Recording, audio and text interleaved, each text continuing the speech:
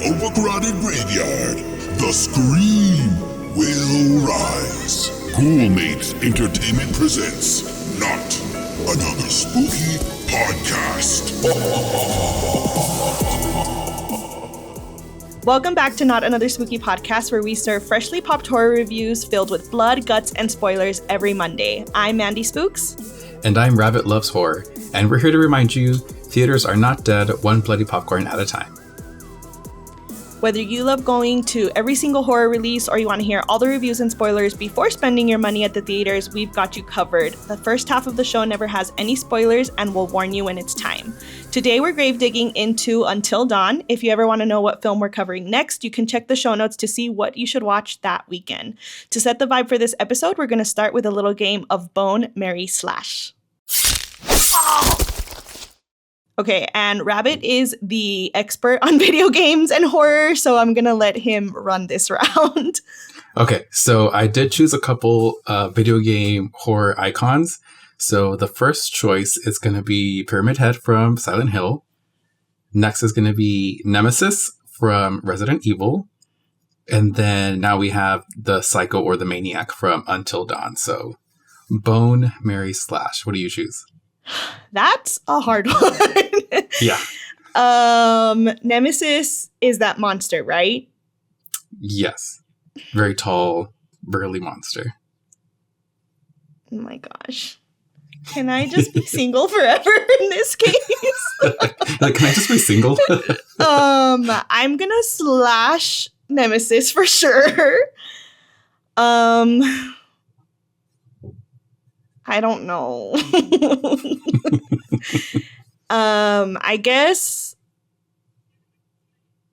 I don't even know. This one's so hard.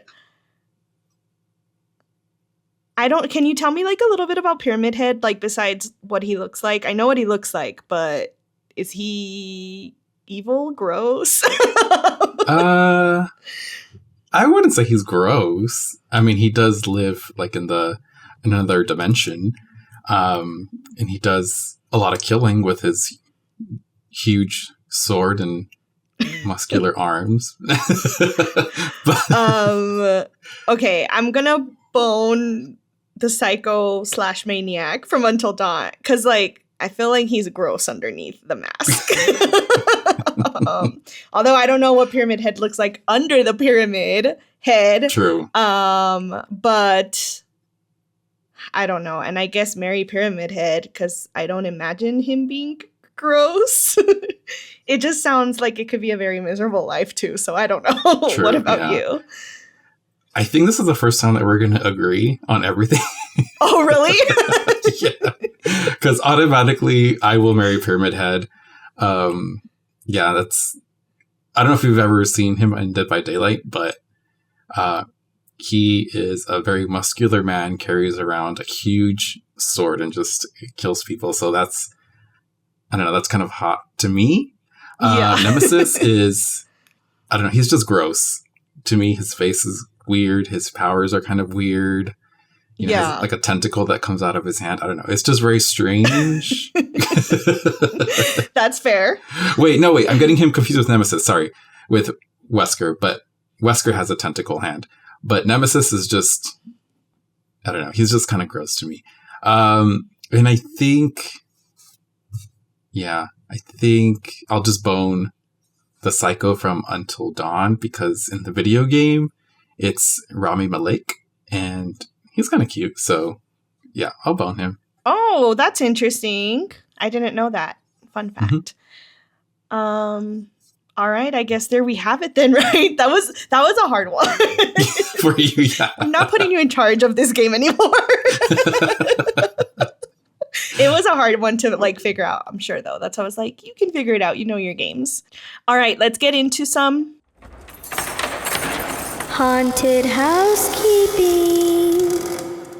Okay, Goldsters, listen up because we have some very exciting news. We were very shocked to hear that you guys were asking us for video for this podcast, and Mr. Spooks pulled through, and we are officially on YouTube now, so you can catch this episode now on YouTube. Eventually, we'll have all of our previous ones uploaded as well if we don't, but we will now be releasing our YouTube episodes on Mondays at 4 p.m., so you can now catch us, I guess, not live, but in person on YouTube. And it'll be really fun to be able to interact with you guys there in the comments. So if that's your preferred platform, we are now there and we hope to see you guys over there.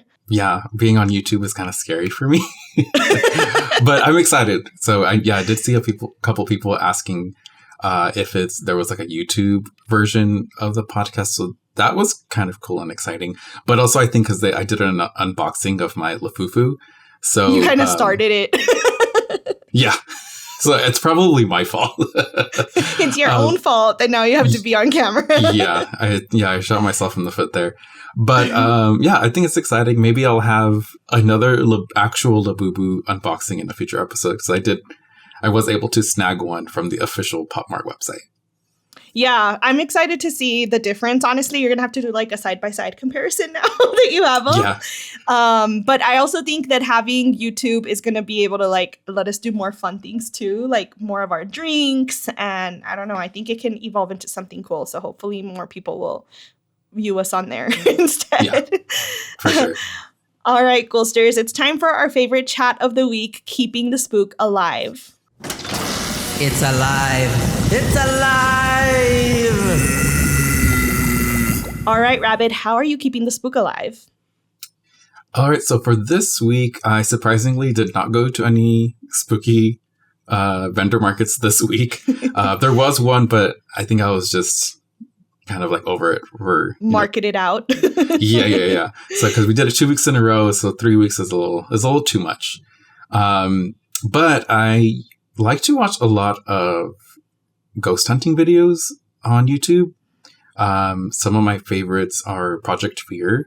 So it's a group of friends that go to haunted or abandoned places and, just ghost hunt for the night. And they used to have an actual TV show too, which was kind of cool. And my guilty pleasure is, if anybody else watches them, is Sam and Colby. They're a couple of like Gen Z kids. They seem very immature, but for some reason, I always watch their videos for some reason. But this week specifically, I wanted to watch something from our hometown, El Paso. So I did Google, or I did YouTube search El Paso ghost hunting, and I did find one. It was really interesting. It was about a hotel in downtown that I don't think I ever saw, but I think I did at the same time. I don't recognize the name, but I don't know if you remember in downtown, there was like a boxer mural on a building. No. I don't know if you can remember that. But I started watching this video and they showed the exterior of this hotel. And I was like, oh, wait, I do know that mural. So it's just weird that I did recognize the place, but I just didn't know what it was called. So that was fun, but kind of creepy thing is they were doing their ghost hunting and you can hear the fire alarm beep in the background, when you have to change the batteries. Yeah. In it. So that was like going on in the background while they were doing their ghost hunting. And then strangely enough, I Googled this hotel to see more details about it and it burned down. I'm like, oh my gosh, that is so weird to like hear the beeps of them telling to replace the batteries. And then it turns out to be burned down. Was it new? So weird. The video? Like, was it recent? No, it was a very, very old hotel, but yeah, I just thought that was so weird that is interesting. The beeping was in the video and then it burned down. Yeah. So strange. But yeah, if anybody else has any recommendations on YouTubers to watch, definitely let me know. How about you, Mandy? How did you keep up the spook alive? That's funny because I've also been reading about the El Paso High School ghost a lot. I don't know why. Uh-huh. Like she's been on my mind. So it's funny that we were both like thinking about El Paso. That's kind of spooky. We were both doing that. And then I feel like I didn't really keep the spook alive I've been working, but I don't want to just talk about content stuff, but I did watch The Parenting. Monica had recommended it to me. It's this new movie on HBO Max. And it's like a horror comedy. Oh. I don't want to share too much about what it is, but if you guys like campy or like actual funny horror, it was pretty funny. It started off kind of like, but I trust Monica's opinion a lot because we always agree on things. So I was like, okay, I'm going to push through. And like the ending is actually really cool. I was like, wow, this is good. Like I really enjoyed it. So it was really fun and different. I feel like, what else did I watch? I don't know. My whole week went towards like working on content, but I also made another big dent in clown in a cornfield. It's so hard to say. And I'm almost finished with it. So I'm really excited for the movie, honestly. Like, I don't know why I feel like this is going to be the next big, like, hit in horror for some reason, because it's done so well with the books. They're already, like, on, I think, the 4th or 5th one. Oh, wow. So I'm really excited to hear what you think about the movie so far. Yeah. What is the parenting on? Is that, like, on streaming? Yeah, it's on HBO Max. HBO Max. I think it was made for Max because it didn't feel like a major release movie. But yeah, it was really funny. I don't know if you would like it or not, honestly. I'm still trying to learn your horror vibe because I'm learning for very different. I haven't heard about it, but now I'm intrigued if you like the ending, because I like twist endings, or I don't know, like a reveal at the end. And also Clown in the Cornfield, I didn't know it was a book before until you told me that you were going to read it or you had the audiobook. I was like, oh, I did not know it was a book. So yeah, I'm excited. It looks really good. And it apparently already has a following if it has 4 books. So yeah, it should be a really good movie. Yeah, I'm excited for it. It feels like it's taking forever for the release date to come. All right, Goldsters, it's time for the spoiler pack segment of the show. So if you don't want spoilers, this is your warning to turn back now. I'm just kidding, but for reals, you can hit pause and come hang out with us once you've seen the movie. So what popped into theaters this week, Rabbit?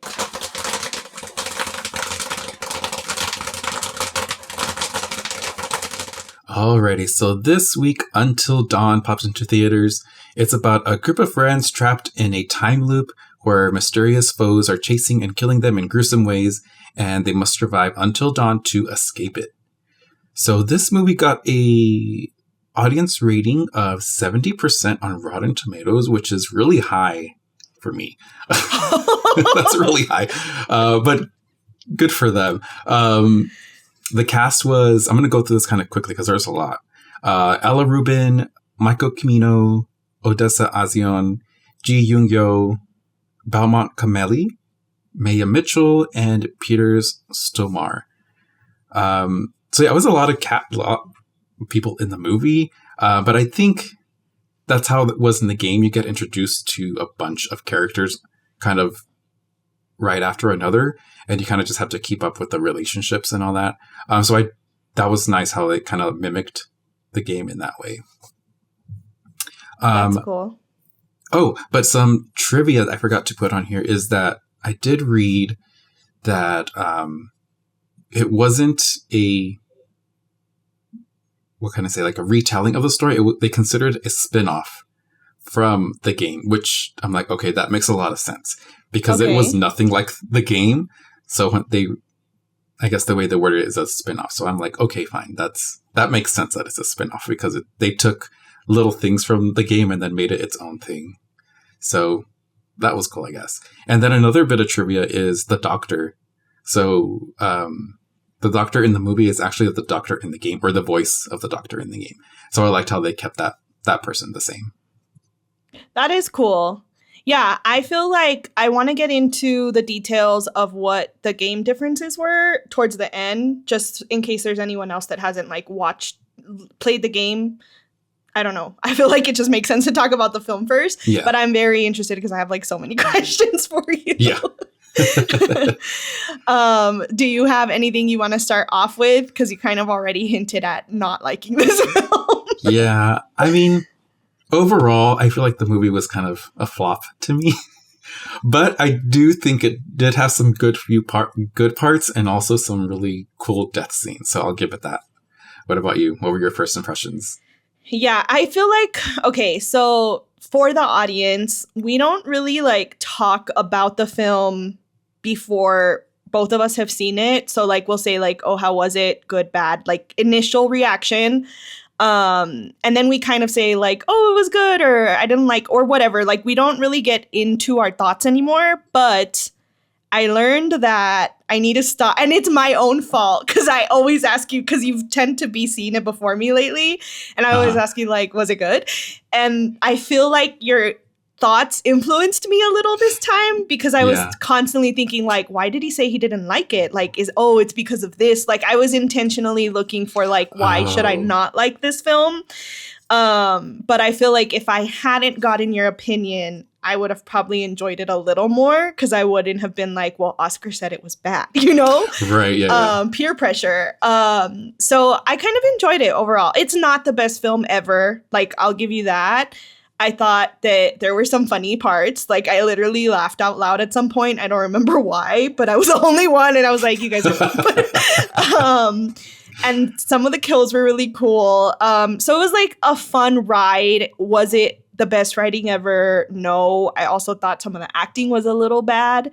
But overall, it was fun. I think the biggest thing for me was, it's so funny because I was thinking the whole time, this is why setup matters, because we were all talking, everyone's opinion was Sinners was too slow at the beginning, which was really shocking for me. But this film was the opposite, where it was like, all right, we're getting like straight into the fun and games of this film. So for me, it was just like, okay, this is a lot, like nonstop from the beginning. But I noticed it tended to get better towards the second half. I felt like it kind of leveled out a little. The beginning just felt really like, whoa, we just like jumped right into it. But what I really liked about it though was it actually felt like going through a haunt. And I don't know if it felt that way for you, but the whole thing just really felt like, I just kept thinking, this is going to be a haunt at HHN. Like they have to make it a haunt. It would be so fun. It really made me just feel like the actual experience of going through one. Which is weird. I don't think I've ever felt that way watching a movie before.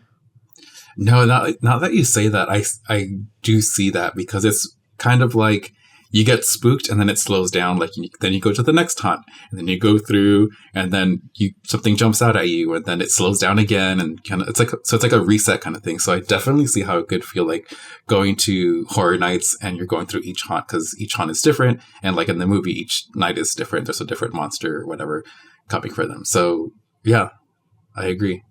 Yeah, and I also felt like it was really cool because I'm not a really big fan of movies that do like the whole like Groundhog Day, where like you repeat the same thing over and over again, because I kind of get bored with it.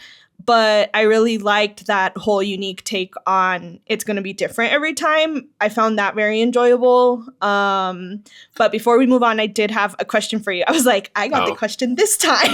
Yes. Because it was very different in the sense of, you always see the classic, like, never go alone in films. Like they always split up, but they're always like in 2s or 3s, or like they always like make sure to not go alone. But there was a lot of side questing of people by themselves. I was curious, would you ever go through a haunt by yourself? Oh gosh. I do like that you brought that up, because when I was watching the movie and the scene where oh gosh, what's her name? Clover gets like dragged into that random house across the street, and then her boyfriend Max like runs out and tries to get her, and he's like right in the front of the house, and he's like, should I go in or should I not go in? I think that would be me. Like, do I want to go through this haunt alone, or do I? Like, it sounds like fun but also terrifying at the same time. Yeah. Also, I went to Knott's Scary Farm last year, and we went on like a Wednesday, so there wasn't, or a Sunday, Wednesday or a Sunday, one of those. And it was pretty slow. So the haunts were the lines to the haunts were kind of empty. And Michael and I went through one haunt almost alone through the whole thing. And that was kind of fun, because your adrenaline is like super high, and you're just looking at each thing like, what is going to jump out at me? Because if you go to like a regular on a regular night, you kind of see the monsters like jump out before because it's such a long line and it's crazy busy. But yeah, just like your senses are heightened and you're just like, what is going to jump out at me? Where are they hiding? So I think I would go through a haunt by myself just to see how it is. Maybe once. Just once. Yeah. I feel like it's funny. I think I don't know. I've been through so many haunts, not to brag, because I feel like I constantly remind people of that. I've been through so many though, that I just feel like it's different for me. Like I hear other people say they're scared and I can't relate because I've just done it so much, but it's definitely scarier when you're not in big groups. Cause like HHN, like you said, it's impossible to go through with like a smaller group. But when we've gone here to like the local haunts on like media night, we do sometimes get separated. And I'm always like, catch up to them because I don't want to get left behind. Yeah. But I don't know. I think I would be willing to do it. But again, only if there's a camera. I don't think like, I don't know what it is, but just like knowing there's a camera on me helps me be braver. Because I'm just like, I'm Mandy Spooks. I have to get through this and like be brave about it. But I don't know if I could without one. Like being 100% like honest. Yes. It's like, we'll do it for the views. Yeah. Yeah. I mean, even going through haunts, like at horror nights or Not Scary Farm, when it is really crazy, and you're kind of just like in a Congo line, just like walking through the whole thing. I even like walk a little bit slower because I'm like, let's just walk a little slow so the people in front of me can leave and I can experience it. But then when I walk too slow, I'm like, okay, I got to catch up. This is getting too scary. Because when I go through haunts, I get scared by everything. If you remember at Horror Nights, there's like people in cloaks kind of just like monitoring, just make sure that everybody's going through the line correctly. Those people scare me. They're just standing there. I'm like, oh my gosh, okay, you're good. You're safe. Yeah, everything scares me and haunts. My senses are just to the max when I go through a haunt. The scariest part about HHN for me is how close people get to me, like the actors. I'm like, okay, like we've gone through 2020 before. Can you not like breathe on me? Like you're already scary. Yeah. I don't know. I'm just like, I have a personal bubble. I don't ever go out. Please just like keep a distance from me. Yeah. I honestly think it's because you're a girl. And I think they do that on purpose because when Michael and I go, I don't really experience where they get really close to me. But then when you and I went together to haunting, what was it? Hell House? No. Hill House? Hill House? Was it Hill House? I don't remember exactly which one it was. Or it was like the big, tall guy. It doesn't matter. Anyway, you and I went through it alone. It was just you and me and Michael and Mr. Spooks were getting drinks or something. So you and I went through together and yeah, I was like with you side by side. And yeah, the monsters got really close. So I think it's like a girl thing where they just like to like torture you. That's funny. That's a good perspective. I wouldn't have really realized that, obviously, because that's always been my experience. But I do remember, I don't remember in Hill House, but I remember when we were filming like the outro towards the exit of HHN, I was like filming the outro and they came up and scared. They actually did scare me. But again, I was like, stop, breathe. Like you can feel them breathe on you. I'm like, that is disgusting. Like that is stop. Gross. Yeah, keep your germs to yourself. Yes. But yeah, we digress. But that's really just like this movie just made me feel like I don't care what I have to do. I need to get to HHN this year. It's been too long. Yes, you need to come. It's so fun. Yeah, maybe we'll see. But yeah, I think that the part you referenced is where the movie takes a turn or took a turn for me where it got better. How I told you, like the beginning was very like, I'm trying to catch up with everything that's happening. This is going too fast. But I think the witch scene is definitely where I felt it got better. Like it stabilized and it was like fun from there. The witch scene was really, really cool. It was. I was like, wow, that was really cool. Like I'm very excited to see like more behind the scenes from it. And overall, I did feel like the makeup and the I know some of it was practical effects and some of it was probably CGI. But overall, I thought it was fun. I didn't get bored with this film. So I want to hear more about why you didn't like it. Okay, so first I'll get into the things that I did like. Okay. I did like the exploding water. That's not in the game. So that's its own thing. So whoever thought about that was genius. That was really funny, but also really gross. So I really enjoyed that part of it. I also really liked the monsters. So in the game, they don't have this many monsters that attack the teenagers at the house. So I did really appreciate that. So they had like the maniac or the psycho. The witch was really cool, which is not in the game really. And the creepy tall monster outside in the woods. That was cool. And then when they're watching the video and they're looking at their past times that they survived or died, there was one where they were kind of recording in a hallway and there was this like super tall ghost or monster in the hallway that kind of just like gets towards them, and that like angle was like super weird. So I did really like that. That like whole unnatural body, making their way down the hallway is really, really creepy to me. Kind of like in It Follows. I don't know if you've seen It Follows before, but it's the same thing. Really tall person like making their way through a doorway. I don't know, things like that, and then things just like crawling around quickly on the ground really freaks me out too. So I did appreciate those monsters. But things I didn't like about the movie is I just felt like it was just those monsters were just thrown in to scare you. Like I didn't really feel like it flowed. And they had maybe 13 times to kind of figure out what the clues were and how to survive. I felt like that didn't really go anywhere. I feel like they didn't find clues to have them survive. They just like, we have to do this. So I don't know. I just felt like they should have gave more clues and went through the nights a little bit more instead of kind of like cramming it all in one scene where they look through their phone. So I wish they would have gave more clues, because in the game you are going through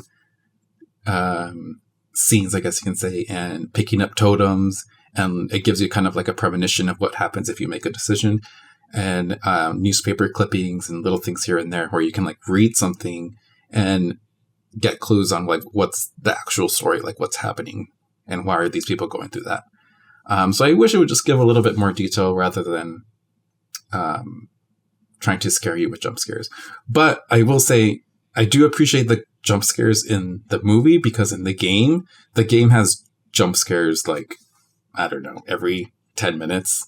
Like sometimes it's not even something scary happening and it'll just put a jump scare in the game. So yeah, I just wish they would have just done more with the story, I guess. That's fair. I do feel like they abandoned the clue thing. Like it was very important towards the beginning, and then all of a sudden it wasn't about the clues anymore. Yeah. So I do think that that's a fair point. And I do think it was more... I don't know how to explain this or what the technical term for it is, but I always tell Rudy like the difference between like a good like A24 Blumhouse film and like a movie like Final Destination and this film they're just mainstream, appeal to the masses, tons of jump scares, cheap tricks. They're not cheap tricks, but like that's how it feels. And I feel like I just call it like, for me, it's like super mainstream, and then like good horror and then B horror. And I feel like this one definitely falls in that line of like Final Destination. Like they knew it was a huge franchise. It's going to get a ton of people there. There were so many kids at the theater. Oh, really? I usually try to go on Thursdays because it's like less empty. And I learned Fridays is just packed all the time. I'm like, why is everyone saying theaters are dead? They are clearly not dead. I know they are down in sales, but it was filled with young couples, like teenage couples. And I told Rudy, I was like, I feel so old. Like we were the only ones there not to like cuddle, and like we were like eating our popcorn, watching the film. But yeah, I just feel like they knew this is going to bring in money. And it was very clear with the ending too. They already planned to do a second one. They set it up for it. So I don't know, but I mean, I would watch the second one. Like it was fun enough that I enjoyed it. And I'm also curious to watch it at home to see like if it has that same effect of like The Haunt. 'Cause like it was a big screen. loud, like the sound was great. So I was like, I kind of don't regret coming to see it in theaters because it was a fun experience. And that's number one for me. Like, was it fun? Yes. Something that stuck out to me was, I didn't get her name actually. Let me scroll up. Megan's character, which was the Asian character. Yes. I feel like they did her so dirty in this film. They did. Like, why was she the only one who kept getting, like, more beat up and uglier? And, like, I don't know. I was just like, why are they picking on her so much? I felt the same way throughout the movie. I was like, why are you torturing this poor woman? Like, have somebody else die like this. And she was always the one that would kind of, like, be looking at the main character, at Clover, like, please help me. And Clover would just, like, do nothing. And I'm like, do this to somebody else. I feel so bad for her. Yeah, but I just thought it was so strange, too. Like, she was the only one that, like, every single night she was getting, like, more roughed up when she'd wake up. And no one else, like, the boys, nothing would happen to them when they would wake up. Like, they looked the same. So I was like, this is very strange. I don't know why this is happening. I'm sorry, I guess I'm moving on to talking about the cast a little bit more. I found Clover's character very likable, the actress. I was like, she kind of looks like Lorde a little bit. Yeah, she does. I looked her up and I don't really know anything she's been in, so I kind of hope she gets more roles. And then the girl who played the sister, Melanie, is actually from another Freeform show. Rudy's like, what's with all your Freeform girls coming out in horror now? But yeah, she's from Good Trouble. And it was really weird for me because she has like short hair with no bangs in the show. So I don't know if it was just me, but it felt weird when she came out in her like human form. Like, was her acting bad or was it just me in that part? It was nothing special. I'm not going to say she did a Oscar-worthy performance. but it wasn't bad either. I don't know. It was just there. Yeah, it just felt... I don't know. You know how sometimes I tell you, like, the whole character test thing? I just couldn't forget that. But I was also shocked because I didn't know she was in it. But I was, like, hyper aware that it was her. And then I also just, like, couldn't really believe her in this role. I think because it was so short, you didn't have time to really, like, adapt to who she was. It was just, like, a quick scene of her as a human. Yeah. But I did think she did an exceptional job in the monster form. I saw a picture of her with the makeup and I was curious because I wasn't sure. I was like, are the actors actually playing the monsters or is it like a stunt actor double? Or is it CGI? I wasn't sure. So she did do the makeup and that's actually her. And I thought knowing that it was her, who it was doing that, then I was really impressed. I was like, okay, she did really good as the monster. I think it might have just been the writing that they like threw that scene in and you didn't really have time to really like get attached to her as a character. It was weird, that scene. Yeah, I feel like they just could have deleted that storyline. Is it from the game at all?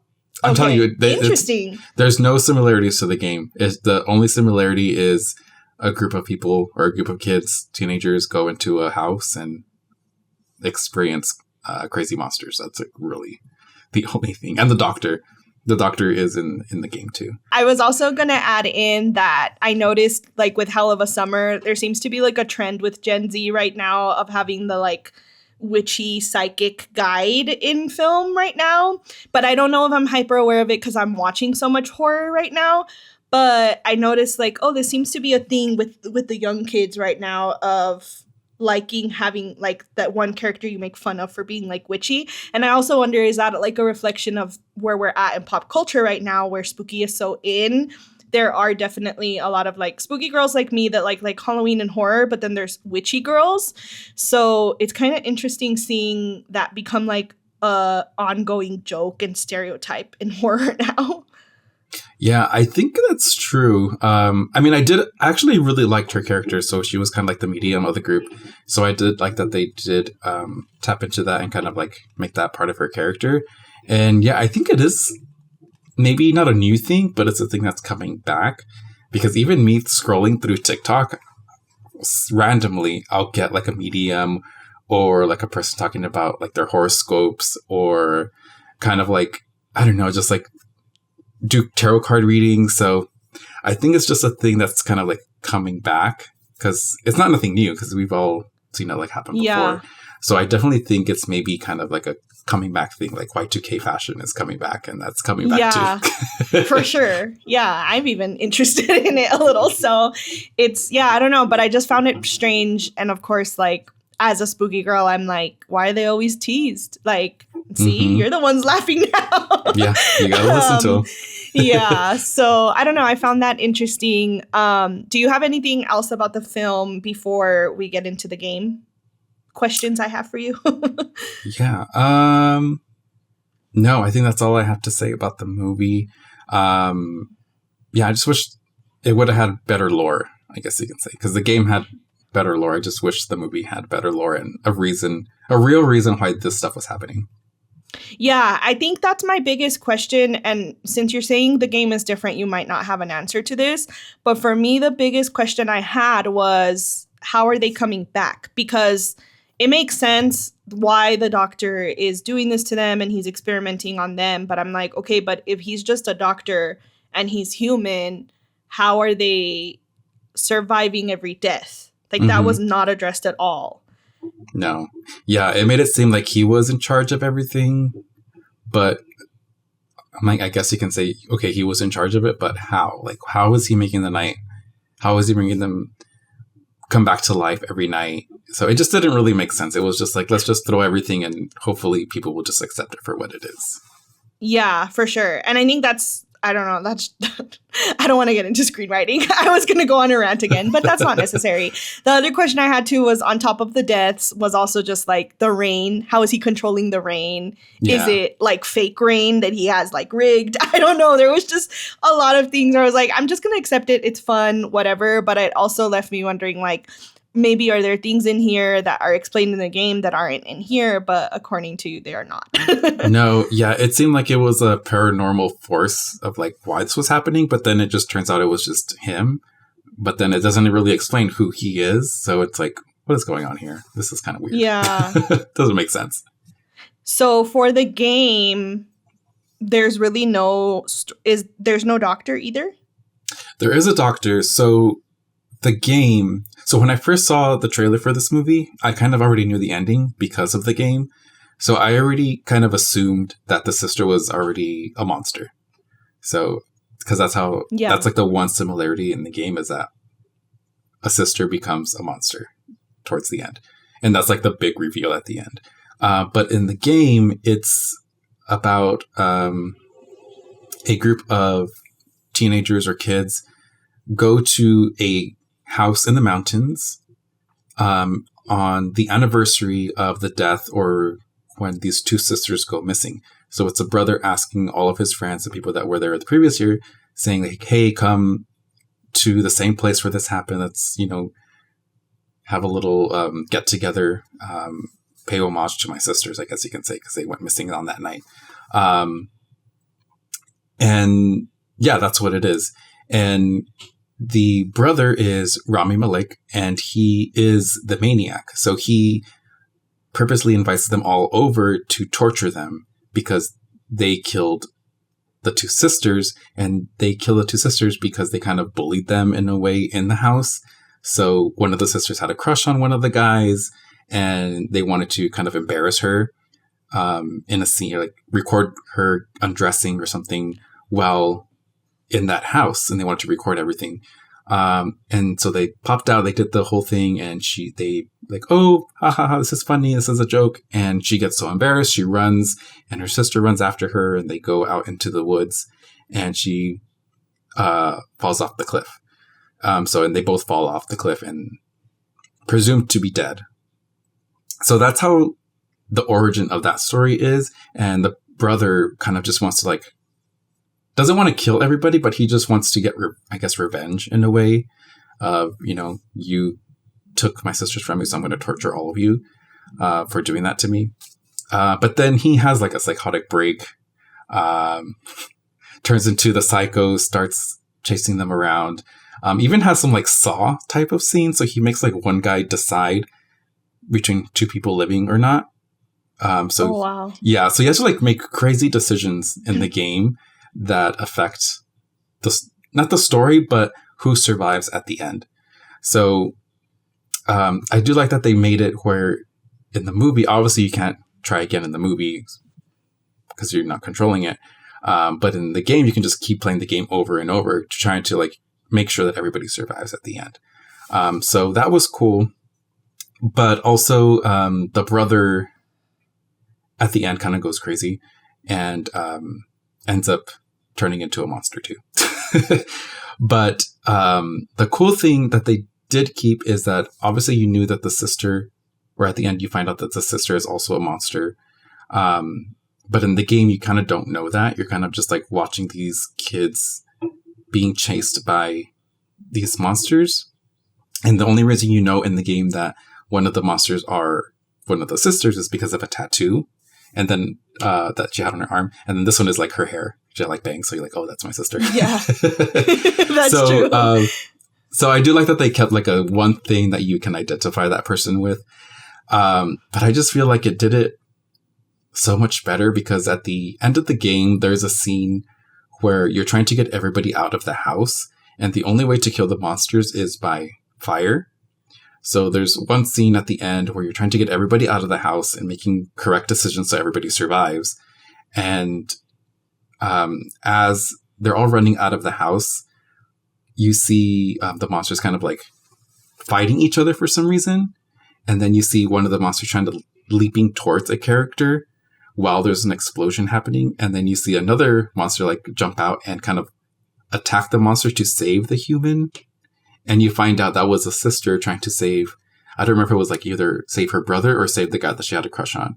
So like there was like, I don't know, it just felt like, oh yeah, like she actually isn't a monster at the end, even though she looks terrible.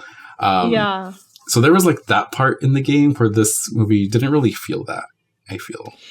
Yeah, because they had the moment for her to at least second, like with the sisters, I really expected a moment of her recognizing her for a second, but then turning back into a monster.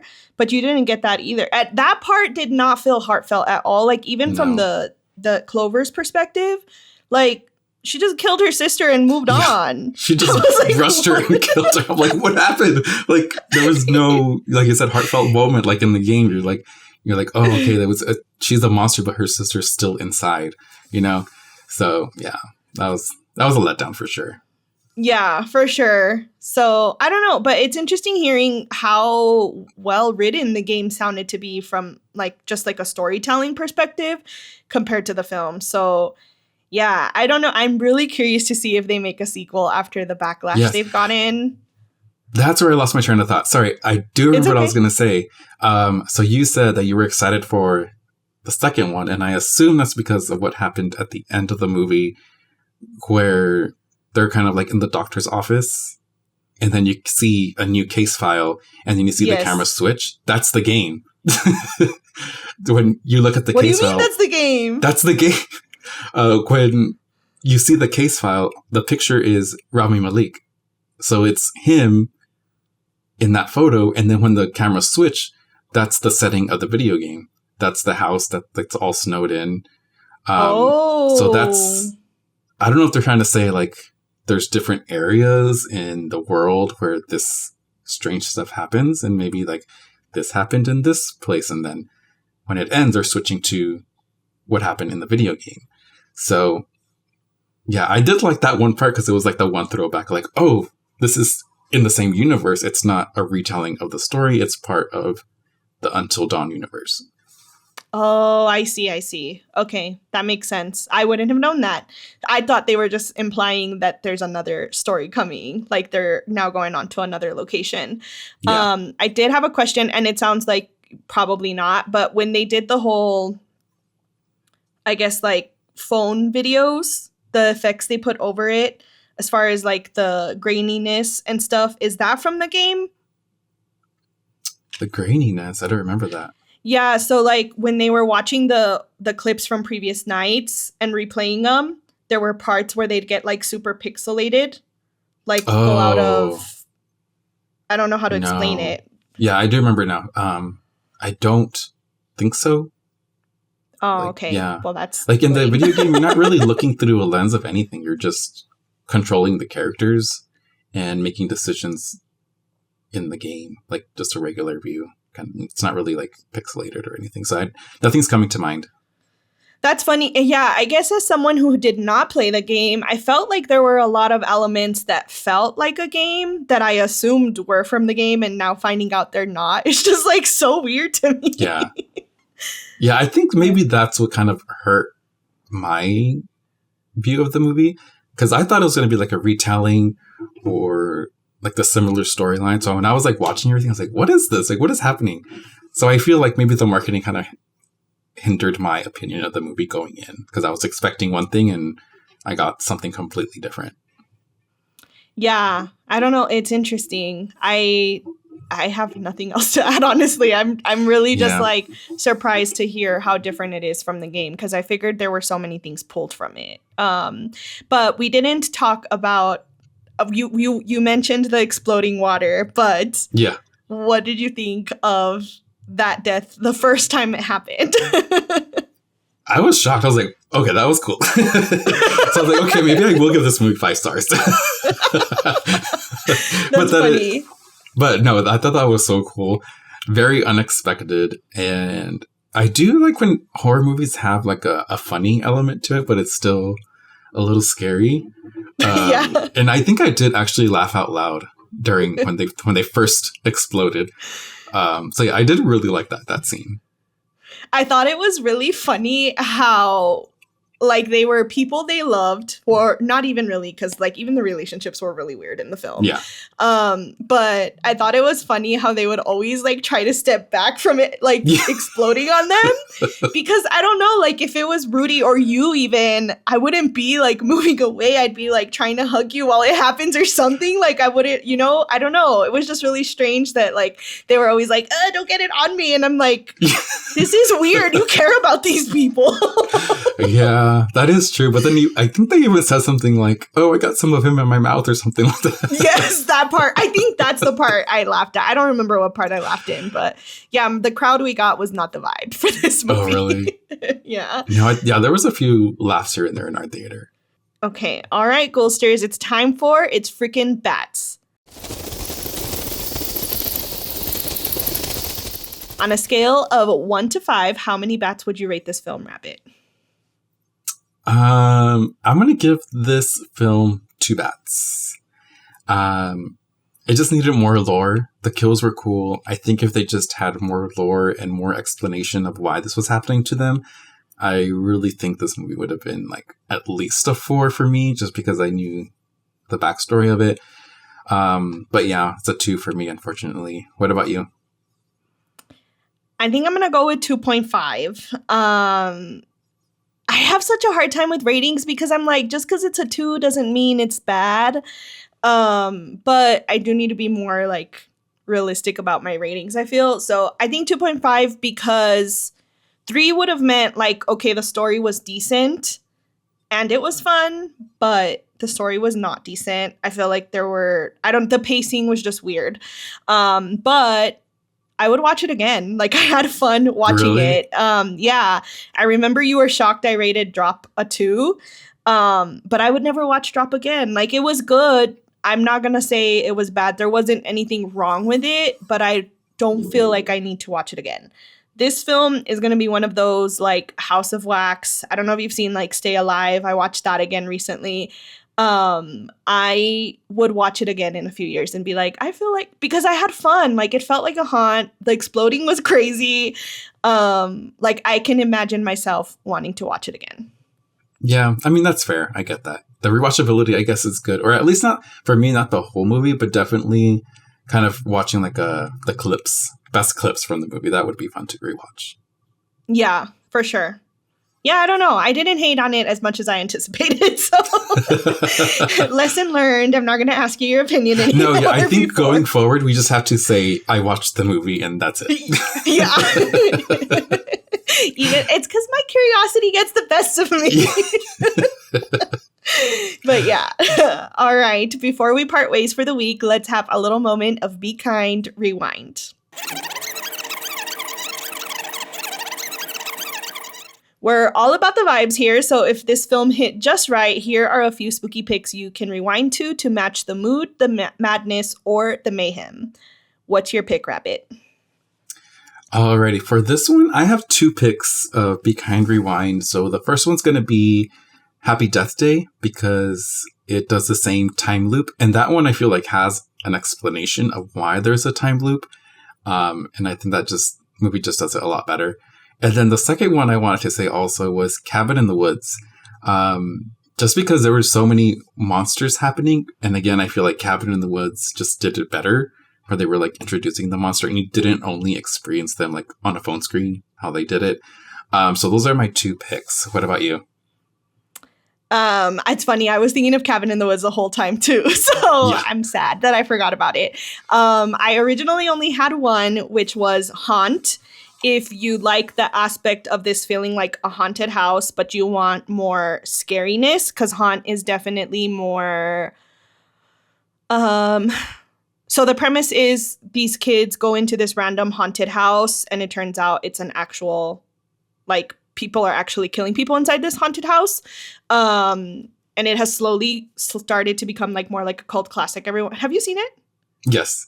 Oh, it's okay. Really sorry. I thought you hadn't seen it. Oh, no, yeah.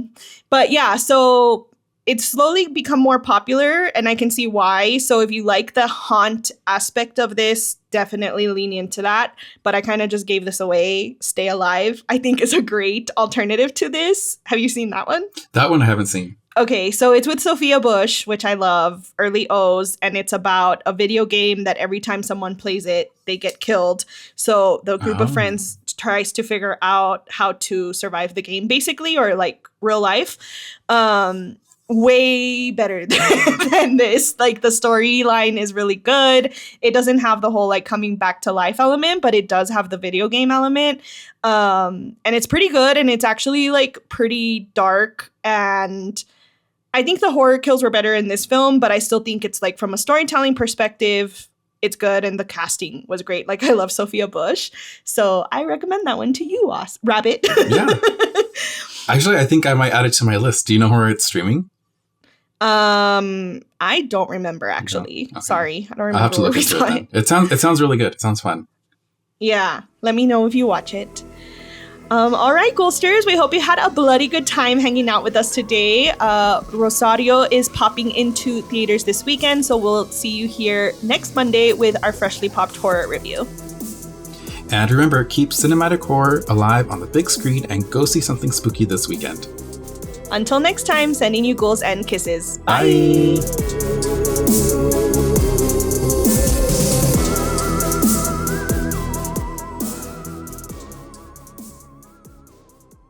Ha ha ha ha ha ha ha.